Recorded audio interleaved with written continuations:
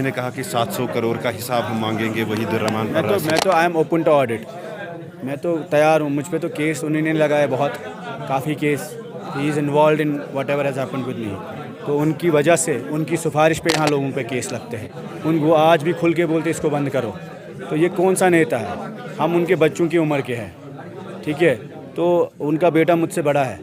تو ہمارے خلاف کیس بنیں گے۔ وہ RDX کا بزنس کرتے تھے دلی میں، ان کے گاڑی میں ریکور ہوا، ان کے وہ سب سے زیادہ یہاں حوالہ کا کام کرتے تھے، سب پتہ ہے، ان کے گھر پہ آج بھی NIA کے ریڈے کب ریسنٹ تک پڑے تھے۔ یہ تو اب حالات ایسے ہو گئے کہ دلی کو ان کی ضرورت ہے اس وقت، ورنہ سب کو پتہ ہے، وہ بھی جو لوگ ان کے ساتھ ہیں پکڑ کے ان کے ساتھ رکھے گئے ہیں، ڈرا کے، دہشت سے، ڈر سے۔ تو اس طریقے میں سیاست تھوڑی ہوتی ہے، اور کوئی بخشی صاحب کا ڈریم بننا چاہتا ہے، اس کے لیے کریکٹر ہونا چاہیے، اس کے لیے آپ کی آواز ہونی چاہیے۔ دکانداری ڈر سے، پیسے سے، دباؤ سے پیسہ خرچ کرتے ہیں، لوگوں کو خریدنے فروخت کا کام کرتے ہیں، تو یہ تو ایک دندہ چلا رہے ہیں یہاں پہ۔ لیکن اگر انہوں نے اب شروع کیا ہے تو پھر تو کھل کے بات کرنی پڑے گی، اور آنے والے دنوں میں ہم آپ کو ایک بہت بڑی ڈیٹیل پریس کانفرنس اسی مدعے پہ دیں گے۔ کو توڑنے میں کہہ رہے ہیں کہ وحید پرہ کا بہت بڑا ہاتھ ہے، تو وقت ہی بولے گا، اگر لوگ یہاں کے عوام بولے گی، اگر ہم تو ابھی بھی کہتے ہیں، ہم تو آج بھی کہتے ہیں، ہم تو آج بھی بولتے ہیں کہ اس وقت اگر PAGD کا کینڈیڈیٹ فیلڈ ہوگا تو ہم سارے نامینیشنز وڈرا کریں گے، اگر کوئی پارٹی کا کینڈیڈیٹ فیلڈ ہوگا، کسی بھی پارٹی کا، اور محبوبہ جی نے کھل کے بولا 1970 الیکشن کو اگر کسی بھی تنظیم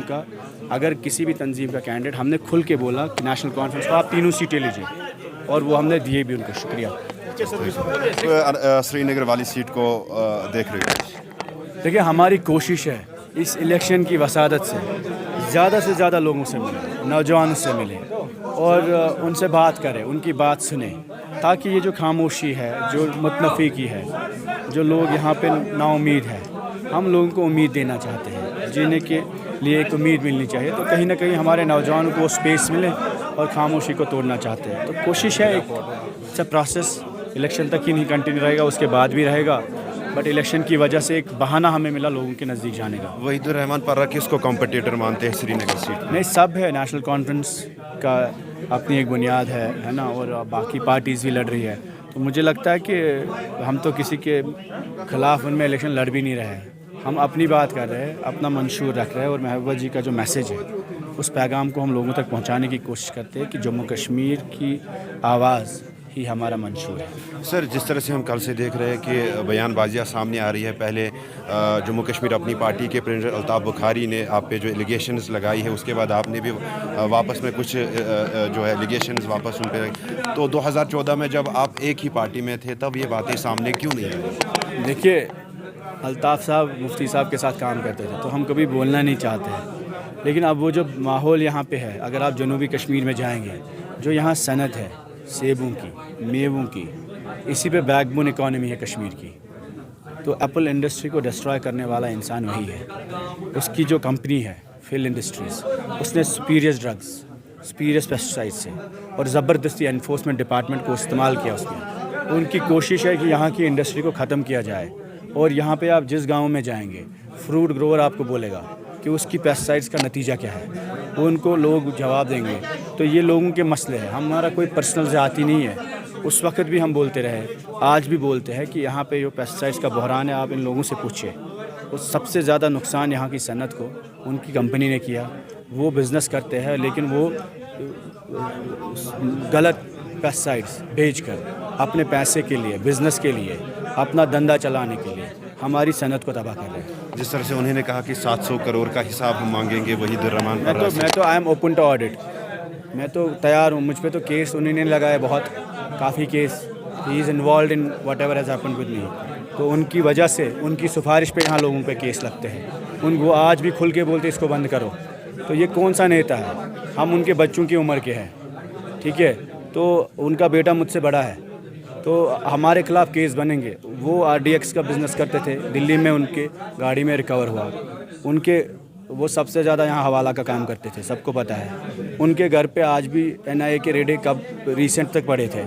یہ تو اب حالات ایسے ہو گئے کہ دلی کو ان کی ضرورت ہے اس وقت، ورنہ سب کو پتہ ہے، वो भी जो लोग उनके साथ है पकड़ पकड़ के उनके साथ रखे गए हैं, डरा डरा के, दहशत से, डर से। तो इस तरीके में सियासत थोड़ी होती है। और कोई बख्शी साहब का ड्रीम बनना चाहता है, उसके लिए करैक्टर होना चाहिए, उसके लिए आपकी आवाज़ होनी चाहिए।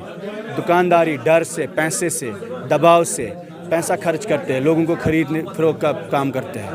तो ये तो एक धंधा चला रहे हैं यहाँ पे। तो हमें कोई उनसे मुखालफत का मसला नहीं है, हम चाहते भी नहीं हैं, लेकिन अगर उनने अब शुरू किया है तो फिर तो खुल के बात करनी पड़ेगी। और आने वाले दिनों में हम आपको एक बहुत बड़ी डिटेल प्रेस कॉन्फ्रेंस इसी मुद्दे पे देंगे। अगर चीफ मिनिस्टर हमारे जैसे उमर अब्दुल्ला साहब महबूबा जी, दोनों ने टफ कंपटीशन माना जाता है, अगर वो दोनों हार जाते हैं तो फ्यूचर के लिए, यहाँ की पॉलिटिक्स के लिए कितना नहीं, इससे कोई हार जीत तो इलेक्शन का हिस्सा होती है और इंशाल्लाह दोनों जीतेंगे, उम्मीद तो है दोनों जीतना चाहिए। 370 के बाद क्या कुछ बदला जम्मू कश्मीर? जिस तरह प्रेजेंट रजीम क्लेम्स कर रही है कि 370 के बाद बहुत कुछ बदला है जम्मू कश्मीर में, एज ए यूथ किस तरह से आप उन तो चाहते लोगों को बात करने दें, अगर बदली है चीज़ें फिर बीजेपी अपने कैंडिडेट्स फील करते हैं। गर्ज इस वक्त हमारा यह है कि लोगों को आवाज़ मिले, बात करने का हक मिले,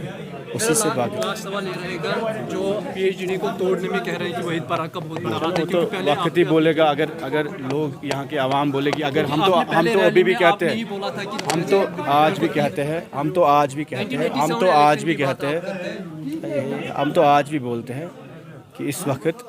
अगर पीएचडी का कैंडिडेट फील्ड होगा तो हम सारे नॉमिनेशंस विड्रॉ करेंगे। अगर कोई पार्टी का कैंडिडेट फील्ड होगा, किसी भी पार्टी का, और महबूबा जी ने खुल के बोला 1970 इलेक्शन का आप